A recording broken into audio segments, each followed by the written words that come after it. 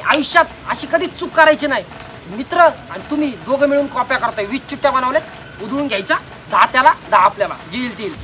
डोक्यात आहे डोक्यात काचेची बाटली फोडून घ्या, पण ही चूक अजिबात करू नका. आणि असल्या मैत्री प्रेमामध्ये नशीब खराब असलं ना आपलं, मग काय होतं माहिती का, त्याच्याकडे 10 चिठ्ठ्या आहेत का, त्यापैकी 8-9 क्वेश्चनचं आन्सर येतं आणि आपल्या 10 मध्ये एखादं येतं पार नाही का, ते बी MCQ न्यूमेरिकल लय लपडे होतात. मग त्यामुळं आपल्या नशिबावर भरोसा ठेवा, सगळ्या चिठ्ठ्या स्वतःकडेच ठेवा.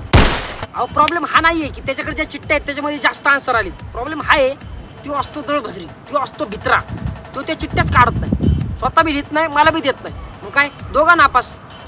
मी चिठ्ठ्या करायचा, मी एवढं डोकं लावून त्या चिठ्ठ्या काय करायची, सॉर्टिंग करायची, आणि लपडे होतात माझ्यासोबत त्यासोबत. त्याचं काय ते 0% कॉन्ट्रीब्युशन आहे, डोकं लावले असते मी.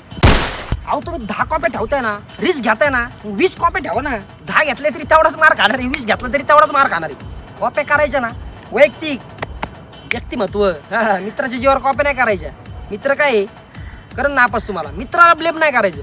असं समजायचं मी कॉप्या काढू नाही शकलो म्हणून मी नापास झालो, मित्राला दोष नाही द्यायचा. कॉप्या करायच्या, स्वतःशी प्रामाणिक राहा, स्वतःचा फायदा करा.